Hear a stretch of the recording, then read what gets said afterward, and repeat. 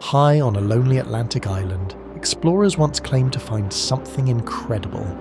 In the year 1452, a Portuguese navigator named Diogo de Teve sailed west across the Atlantic. He was the first European we know of to see a tiny volcanic island called Corvo, but it's what his crew and him reported seeing is where the mystery begins. On a ledge high on Corvo's mountain stood a statue, a man on horseback carved from stone, his arm stretched forward and his finger pointing out to sea. Beneath him was a pedestal marked with strange symbols that no one could read. The rider was described as wearing a simple tunic, with no saddle beneath him and no hat on his head.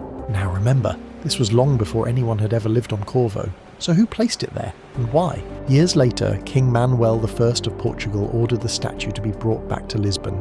But during the attempt it shattered. For a time, some broken pieces remained. The horse's head, the rider's arm and even part of a foot. But with the passing of centuries, all of it has disappeared. And that's where history fades into mystery. As some say, the rider pointed west toward unknown lands, maybe even Brazil. Others believe it was Carthaginian, proof that ancient sailors crossed the Atlantic long before Columbus. The legend grew louder in 1749 when a storm uncovered a pot of old coins on Corvo, some said to be Punic from Carthage. Was that evidence, or just coincidence? Skeptics also argue that the statue never existed at all, that sailors mistook a strange rock for something man-made, and the story grew in the telling as no drawings have survived, only words in old chronicles. But here's the question that does linger. If it was just a rock, why did so many explorers and historians write it down? And if it was real, who carved it? What message were they leaving behind? Today, nothing remains of the statue, only the legend. But when you see the tiny island of Corvo on a map,